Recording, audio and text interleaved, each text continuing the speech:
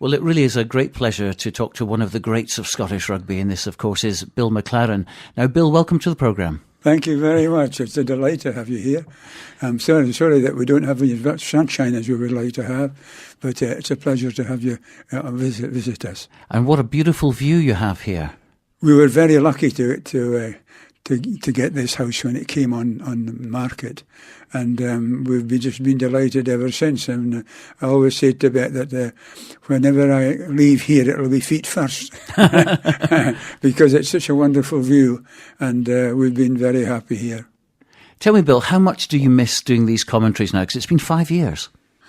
Oh, I miss the preparation. I used to love sitting down with an empty foolscap sheet and start filling it up with all the details of the players, the fixture, how often Scotland had beaten England and so on.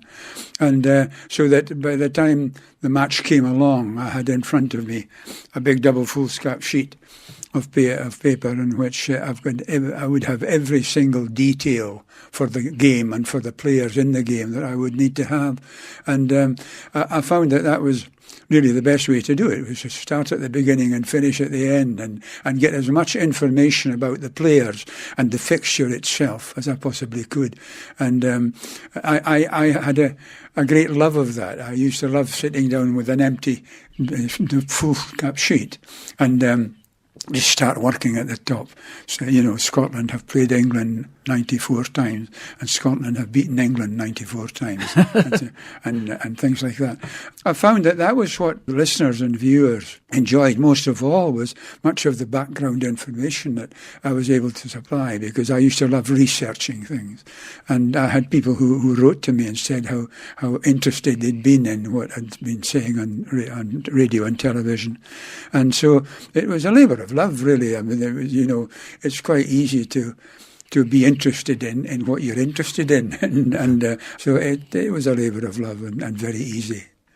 Now, your very last international, Scotland against Wales at the Millennium Stadium, a very, very special occasion. What are your memories of that? Because you must have been really emotional.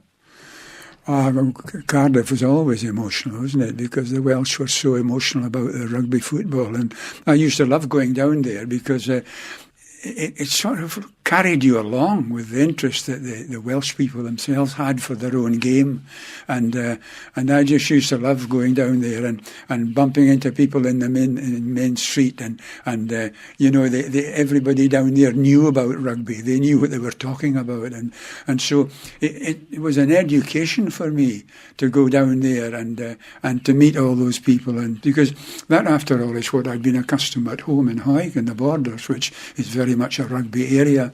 And of course, once you got down there to Cardiff, you really were livened up, as it were, because everybody down there talks rugby football, and it was a delight for me just to go down there to that particular environment, going from one rugby environment in the Borders of Scotland to another down in Cardiff in Wales.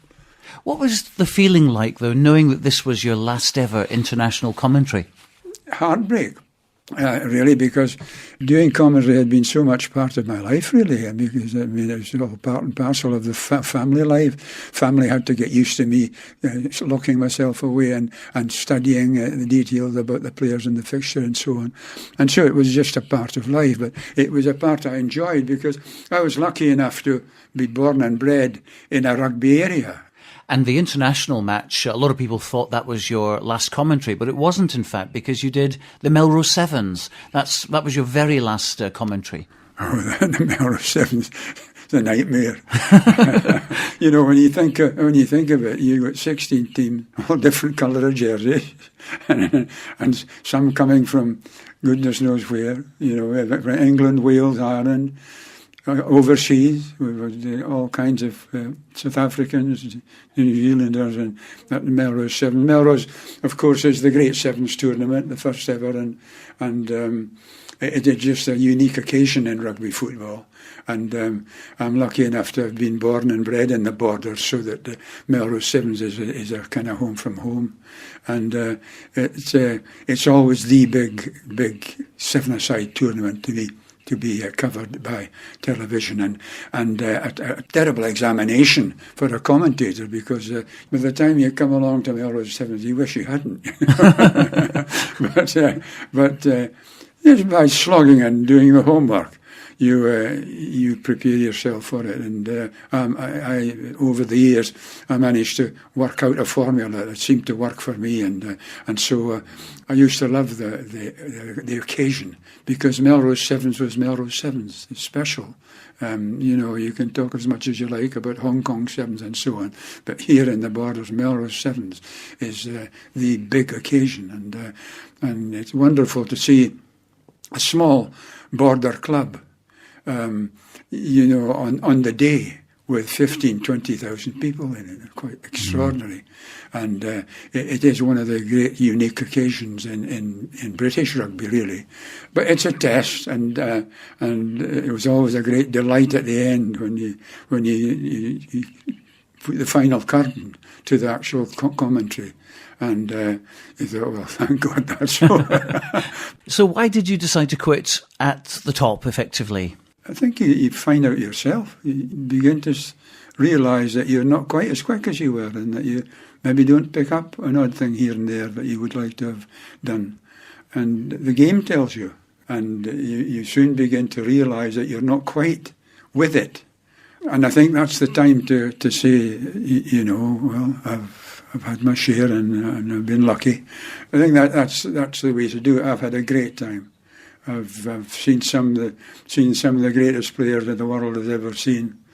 David Campese, for instance, just as one example, and there are so many others. All the great touring sides, the All Blacks, the South Africans, the Australians, the Wallabies, with their particular style.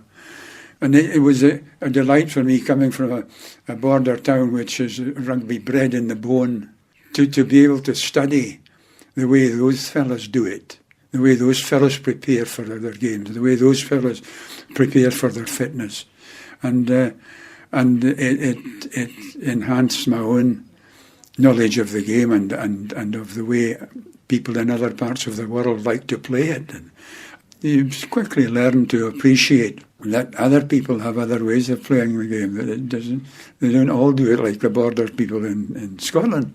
And it's always been a great delight for me to study the type of style that so many people have brought to our country, and to compare it with our own way of doing things.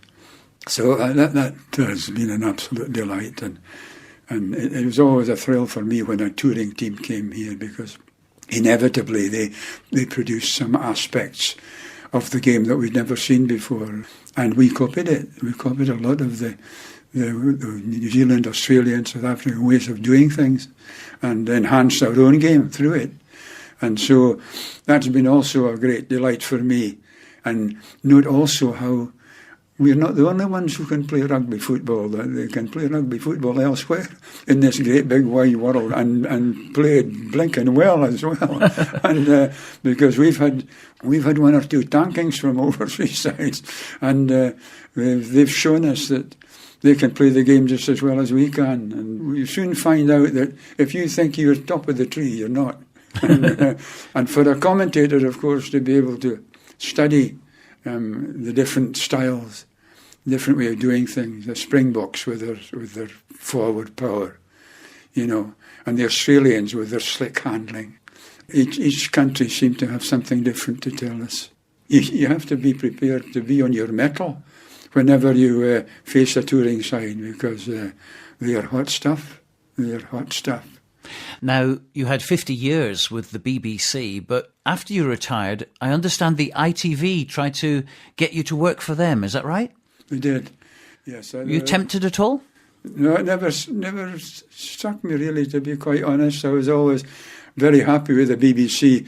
The BBC people always seemed to me to be pretty professional, pretty much with it, as it were.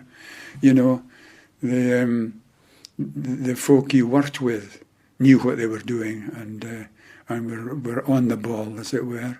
And there were some great characters as well, who shared work with me in the BBC, I never had any doubts at all about going to the BBC and working for the BBC, because the people I found there were so helpful and knew their job. They knew what they were doing. And that's tremendously important for a commentator, that the support staff are with it and are providing the kind of information that you require to keep the commentary live and exciting and interesting. And so I was always very happy indeed to be working with the BBC, and as a result I've met so many cracking professional broadcasters that they helped me to expand my own abilities, and because when you're working with good folk, a bit of it rubs off on yourself, and I was so lucky with the people. Some of the people that I worked with were just so professional. Because you were part of a formidable team, weren't you? David Coleman, Harry Carpenter, Peter O'Sullivan, all these great names, and of course Bill McLaren. They're stars. I mean, I was just a ham and egg one compared to them, but they were stars. Many would disagree. Wonderful fellows. They really were, and just to chat to people like that, I just thought it was wonderful, and because they were true professionals, and it was always just a delight to be BBC. You just used to say, I'm BBC. You weren't really, but you like to kid on that you were, So what does Bill McLaren do these days now, away from the microphone? I do the hoovering and do what my wife tells me to, quite honest. I find that's the easiest way of doing it. The line of least resistance is just to do whatever she asks. And we got on fine. I mean, I was happy as a sandboy. And that's due to my wife really, and so I've no complaints. I mean, I've seen the greatest rugby players in the world. I've seen the greatest rugby teams in the world. I've seen some of the greatest games in the world. I can have no complaints. If it all ended at this single moment, it's been a delight, and I thank God for the fact that I was maybe in the right place at the right time, and the commentators were maybe in short supply, and I managed to get my nose in the door, and it's just been a treat. You can't expect anything better, than to see Scotland win the Triple Crown and do the commentary. Doesn't get better than that, does it? I'm fascinated with your thoughts on rugby as it is now, because there's been a lot of changes in rugby in the last 5 years, professionalism and that sort of thing. Do you like rugby as much now as you did back then, or do you see that rugby is going the way of other sports, which is very professional and the fun's going out of it? What's your own thoughts? I think it's lost a certain fun element, because that was one of the great things about rugby football, that right from the earliest days you were taught to accept defeat and victory in the same spirit, and rugby people managed to do that, I think, better than most sports. I'm not going into that in any great detail, but certainly rugby players have always had to take the knocks, because you get the knocks, you get knocked about a bit, and also you have to take defeat in the right spirit, because that's part and parcel of the history of the game. You don't complain about it. If you're beaten, you're beaten, and that's it, and you accept it and get on with the next thing. I think it's taught youngsters an awful lot about the game, and it's also taught youngsters to appreciate the acceptable bits of the rugby union game, because there are so many of them. I mean, it's a great game. But generally speaking, when you consider how physical rugby football is, I mean, when you think of the weight of tackle that is put in nowadays, and how you can almost get your head lopped off if you're not careful about some of these head bangers, and they're the ones you have to watch, the guys who tackle dangerously, because the fellow carrying the ball is defenceless. I mean, he can drink and so on, but there is that worry about rugby union that the physical aspect has got to be kept in control, and the referees have got such a big onus in that regard. Maybe some of them need a wee bit, reminder that they have a big part to play in keeping the level of not violence, but the level of that kind of robust play at the right level, and because the physical aspect has to be part and parcel of rugby football. It's that type of game. But the fact is that rugby can still be played safely and physically, if you know what I mean. And provided, as I say, the approach by coaches is right, the players is right, and the referees is right. And if you get these things right, it's the greatest game in the world. It's a marvellous game to play, and it's a marvellous game to commentate on. And what about this year's Six Nations, which was a fantastic ending on the day, and of course for you personally to see your grandson Rory Lawson step out for the very first time and start a game at scrum half for Scotland. You must have been a very proud man there, but what a fabulous ending to the championship. I was petrified. I think you worry, you know, because rugby is a physical game. And Rory was the scrum half. And the scrum half usually is the smallest player in the side. And so he gets the biggest hammering. and so you always worried about the physical aspect of it. But the thing about Rory, he's a tough little guy. He's got quite a hard physical edge to him. And so he can stand up for himself. And so far he's done well. He's quite a brave little fella. You have to be as a scrum half, of course, you know, because you're nearest to the big grunters, and the big grunters just love to get a scrum half in their midst and sort of work him over a little bit and destroy his confidence and so on. So Rory's had that to put up with, but he's done it very well because he's quite a brave laddie. He'll drop at the feet to stop a foot rush, sails in where angels fear to tread. I've often thought, oh, he hasn't done it again, you know.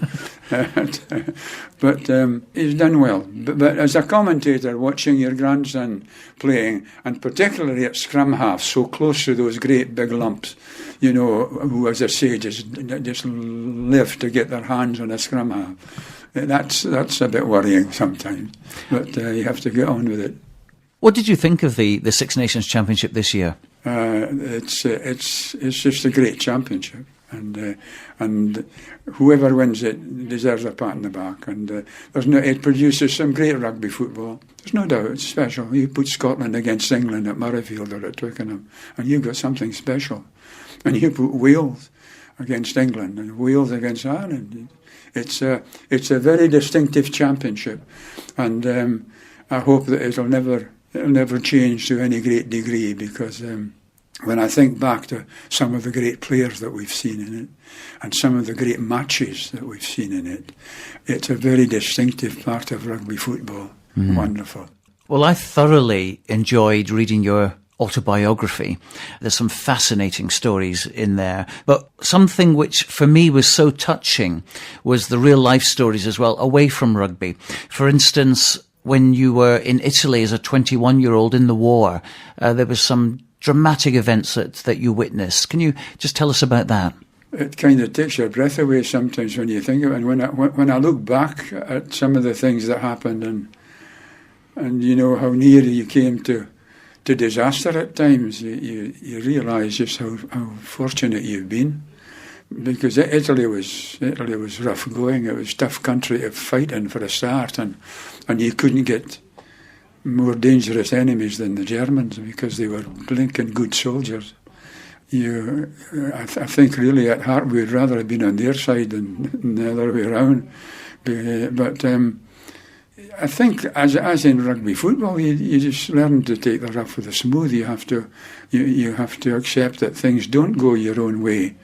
Every time you want them to, you have to deal with situations that are uncommonly trying, and there's no better place for teaching you how to look after yourself than in a war, because there's so many different situations there that you stand in a mine. I saw a fellow get his foot blown off in a mine, just stood in a mine, and that kind of thing makes you realise just how lucky you are and how important it is to get things right.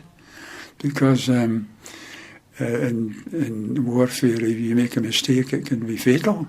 and you're very soon brought home to realise that fact, and it comes home to you very quickly that you've got to be blinking careful for a start, and grateful when it's over. The war experience was a good one because it made you realise just how fortunate you were to be standing and still moving about and able to look after yourself.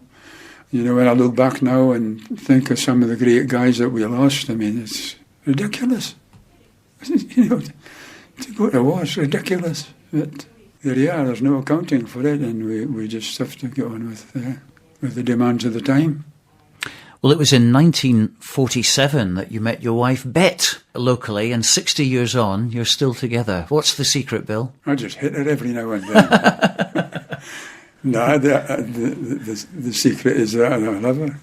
A lot of people don't make it to 60 years. I mean, that's an incredible achievement in this day and age. Aye. And we just go on well, you know, and it's difficult to explain, but when I first saw Bette, and I didn't have any doubt, never any doubt, and so I was lucky that way, and she's been a gem ever since. As I say, I hit her every now and then, and it quietens her down a wee bit, and we get on fine. Now, everything, of course, was going so well in your life. You were called up by the Scottish selectors for a trial when you were playing rugby, which was, a fantastic achievement. And of course, you were one step away from getting that elusive Scottish cap, which sadly you never ever won. I mean, how much of a regret was that for you personally? The greatest sporting regret of my life, really. Because from the time I was a wee boy, really. My mother's full cousin, Walter Sutherland, played on the wing for Scotland, and I had stories about him when I was a boy. And I always had one great desire, was to play for Scotland once. Would have done fine. I don't need 50 caps. One would have done me fine. But that's life. It got tuberculosis of the lung. That put an end to my rugby career. And nothing you can do about it. You just got to get on with it. Take the next stage of your life and make the best of it. And so that when I look back, when I'm old and doddering, about 114 years old, and I look back, that will be the one great regret of my life. Well, when did you actually discover that you'd been diagnosed with this? Just having difficulty in getting to my feet after a tackle at rugby. I was playing for Hawick, and I was finding when I went down in a tackle I had difficulty getting up. I was just short of puff. So I went along to the doctor and just diagnosed. And of course tuberculosis in those days was a killer. I mean, there's no nonsense about it. And that was a rugby career over, and my teaching, and it was a hard time, but there you are. You just deal with those things as they come along, and you make the best of them. You do the best that you can, and if you put your best foot forward each time, at least you've got a chance. And so that's what happened to me. I was lucky enough to be treated by a drug called streptomycin, which had just come on the market, as it were, and in my case, it produced a miracle cure. My TB in the lung, the big hole in my left lung. Nothing shifted it, but once this drug, streptomycin, got into it, every couple of months it closed. You know, we talk about a couple of months, but in those days, a couple of months was. Every couple of months it closed further and further, and eventually the hole in my lung was closed completely, and I got a complete cure, which was unusual. So maybe because in my earlier days I'd been fit, and really fit, you know, and I think that was a factor in my recovery. But certainly, Dr. Biaggi, who treated me and for whom I have a lot of regard, he used to come in and stand at the bottom of my bed with 2 X-rays, and that was the first one. When I first came in with a hole in my lung, this was the modern one, where the hole had closed, and I got a complete cure. So it really was a miracle, wasn't it? Which was a miracle. It was a near miracle, and so I was just dead lucky. I did as I was told, of course, because I was scared stiff. I mean, it's easy to do what you're told when you're scared stiff. And TB scared me, because you knew you were ill, you knew you were in trouble. It certainly made you rivet your mind on what you were doing and how important it was to get the treatment right and to do as you were told. So I got a complete cure, which was unusual, but boy, was I glad. And Dr. Murray, Dr. Biaggi, people like that, just gems. I presume living in Hawick, being born in Hawick, rugby's in the blood. Well, that's right. You were born and bred, really. I idolised the Hawick players of the day, George Reid and Jock Beattie, Willie Welsh, Jerry Foster. And I knew all about them because they were heroes. They were local heroes of mine. And I wanted to be like them. And I had a great desire to be like, especially Willie Welsh. Willie Welsh was a flank forward for Scotland, over 20 caps. And I remember in the local paper once, referred to McLaren as showing touches of Willie Welsh. And that pleased you. I remember cutting and pasting it up. And it was great, and because I idolised Willie Welsh. I thought the world of him.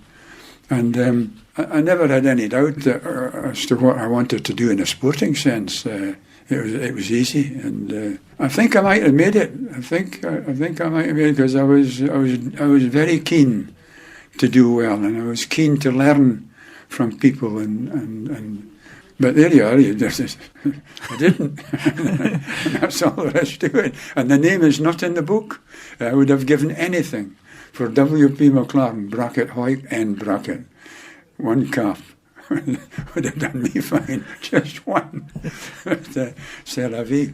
But you did, of course, put on the famous Hawick jersey. That must have been a great thrill for you. Oh, yeah. And this was the Greens. And the Greens are the Greens. This was brought home to me very early on when I was a youngster. My father encouraged me tremendously. And I knew all about the great players of the day, and I always wanted to be an international rugby player. It's the one big, deep regret that I have, that I never managed it. But I had certain compensations. Like beating Gala on a few occasions, no doubt. And we don't talk about Gala. Yeah. There's been some good players from Gala, though, hasn't there? We don't talk about it. I have a great respect for Gala. Hawick and Gala are intense rivals, of course, have been for 100 years. But there have been some great fellas come out of Gala, and some great rugby players have come out of Gala. What about your favourite Hawick player? W.R. Sutherland. Wattie Sutherland was Hawick and Scotland's wing three-quarter. My mother's full cousin, she thought the world of him. And he played in the wing for Scotland. He was a flying machine. He ran in the athletics championships, and he was something else. I was always so proud to have been related, even in distance, to W.R. Sutherland of Hawick in Scotland. I would have given anything to have been like Wattie Sutherland. But then I was never as quick, and I didn't get as many caps. But just to have been related to him in that distant way was something for me as a boy, as a youngster. To be mentioned in the same breath as Wattie Sutherland was something. Let's turn now to your journalistic and commentary career, because I believe you started off at the Hawick Express as a junior reporter, but of course it meant that you could cover all the Hawick games and other rugby matches as well.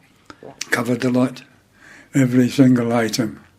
I wrote a weekly column, which had to have a very strong rugby content, as you can imagine. Generally speaking, had a super training, because the editor of the Hawick Express was a man called John Hood, who was a dyed-in-the-wool newspaper man, and I learned a lot from him. I owe a lot to him for the way he pushed me along and helped me to work out how to cut 15 words into 5. Because I have a big blather, you can tell from this interview what a yap I am.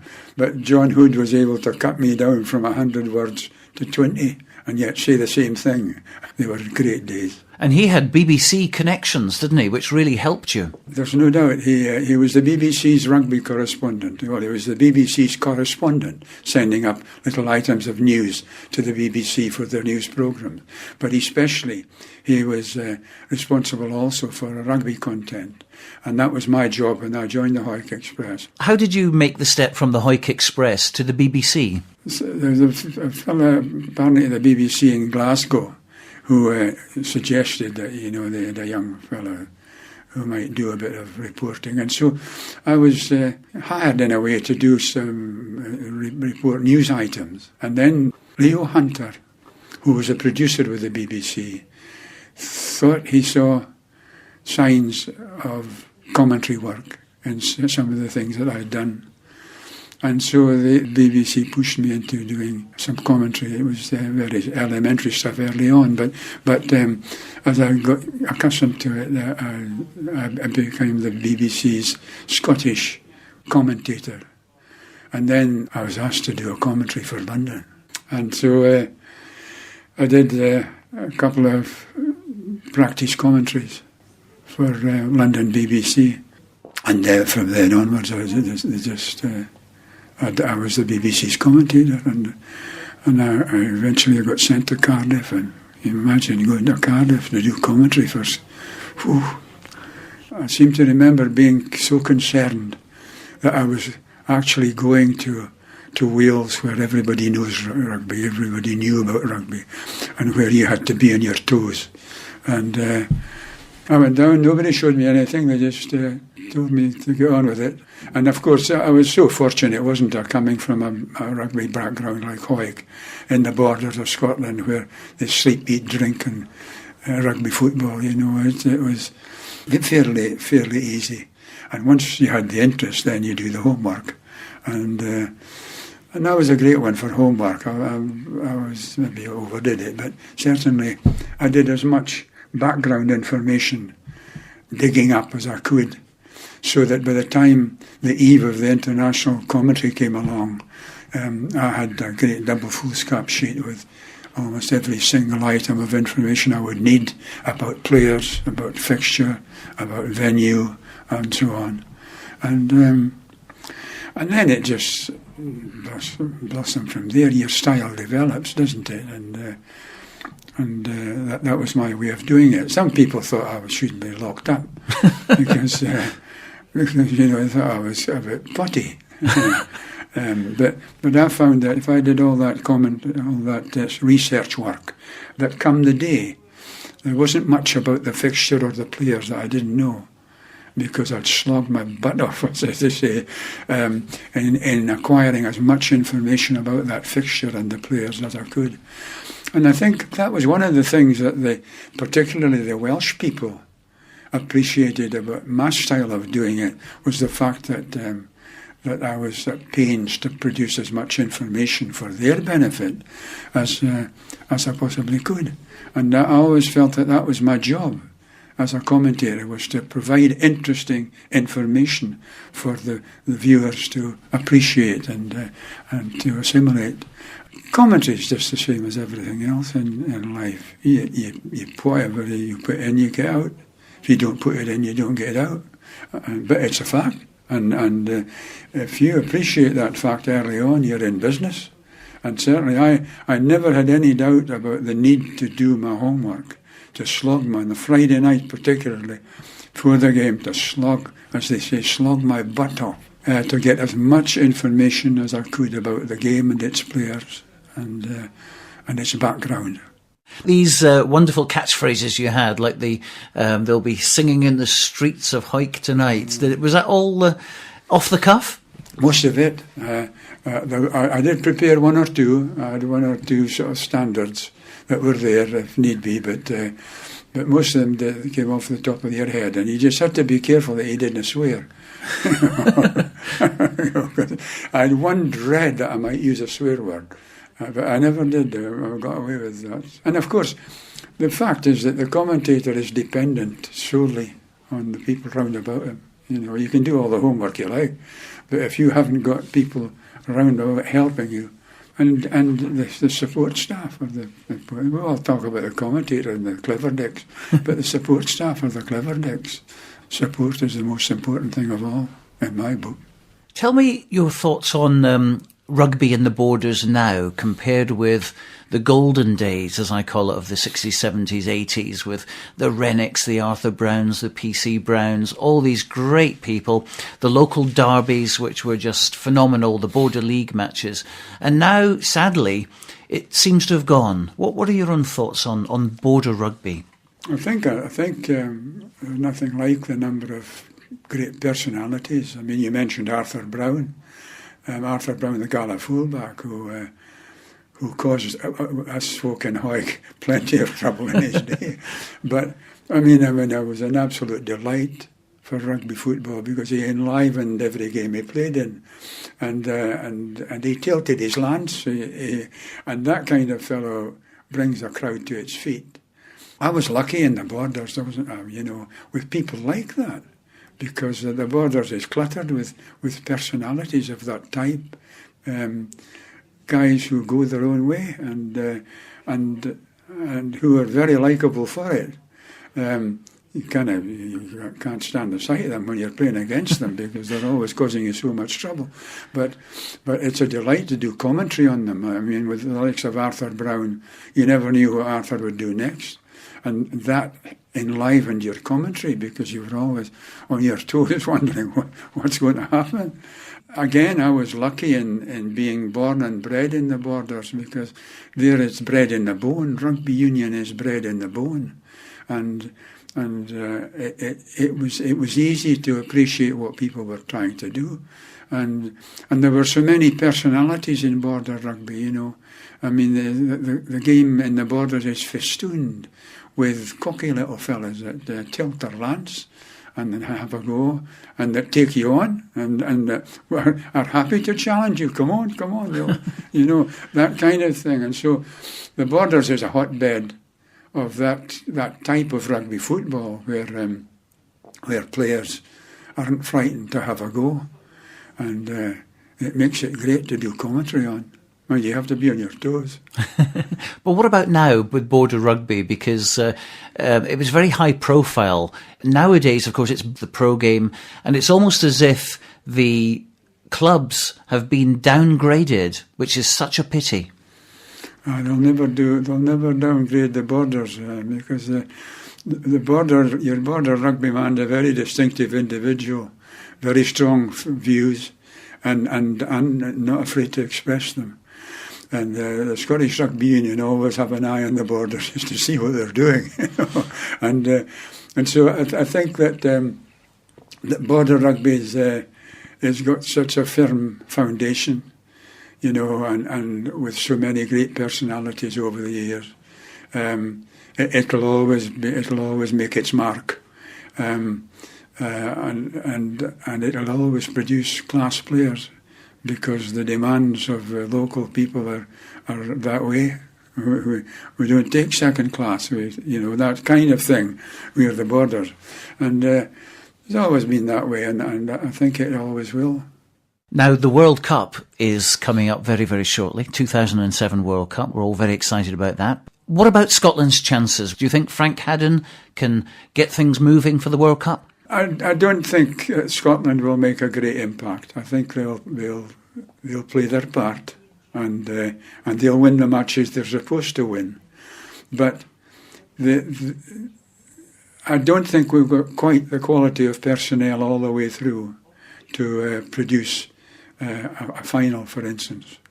I think that the most that we can hope for is that we'll make an imprint on some of the big shots. And just to hold the New Zealanders to a tight would be a great effort. And so there are lots of targets for the various countries involved. You don't have to win the World Cup to have done well. And Scotland, I think, will be in that bracket of teams who make an impact and for whom the others will be a bit wary. Do you think anyone's going to touch New Zealand? Well, they're bound to be hot favourites, aren't they? I mean, they're something else. They're all made out of concrete. They'll take some beating. The Blacks will take some beating. On the other hand, they're the target, and it's a formidable target, but you topple the All Blacks and you've done well. Because a lot of people said New Zealand were going to win the last World Cup, the World Cup before that, the World Cup before that even, and they never managed it. They always fell at the final hurdle. Amazing that, when you look at the All Blacks and you look at their history and you look at the quality of players they still produce, they're something else. But, as has been proved in the past, they can be beaten. And it's a question of hitting it right on the day and being unafraid. Do you think Scotland's ever going to beat New Zealand? Oh, aye. Oh, Scotland can beat New Zealand. They've come close a couple of times, a couple of draws. Aye. They've done well. They've done well against New Zealand. We seem to react well to the New Zealand challenge. But you've got to react well, because if you don't, you get a thumping. If you don't, you get a thumping. You've had some incredible highs in a remarkable career.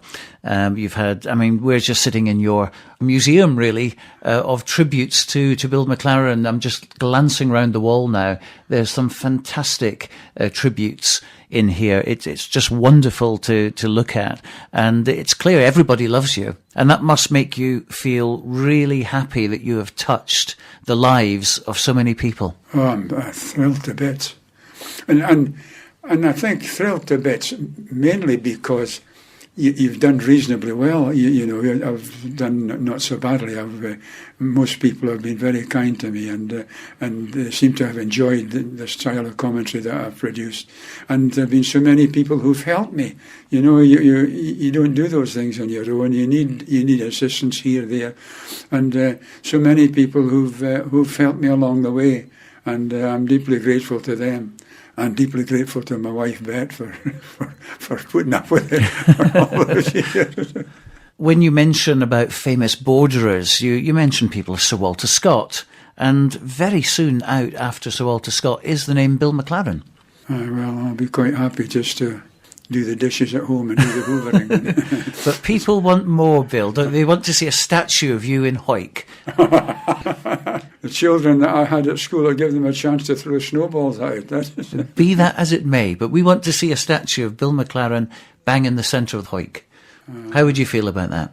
Wonderful, because I love my hometown. Always have done. I've been proud of it because we've got reason to be proud of Hawick, and I hope it'll always produce reason for pride.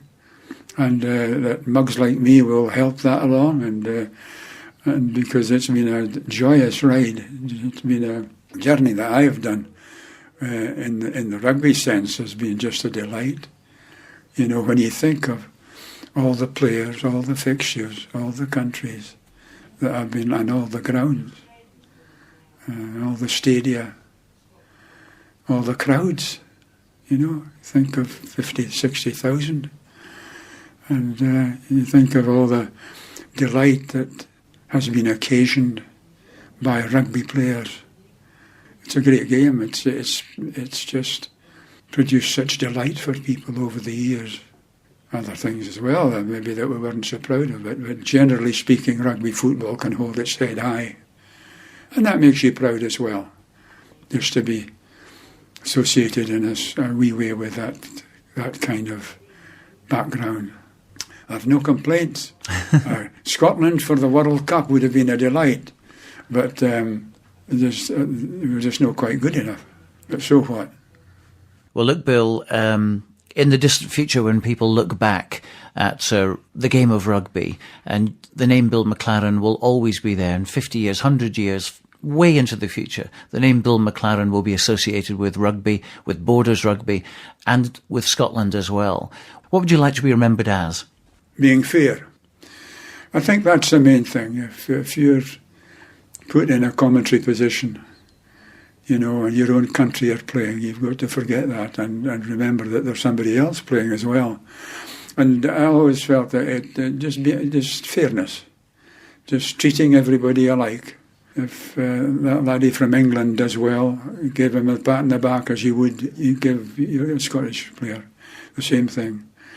treat everybody alike. I think if you do that, you've done pretty well. It's not easy, because, you do get biased. You do have feelings about certain things.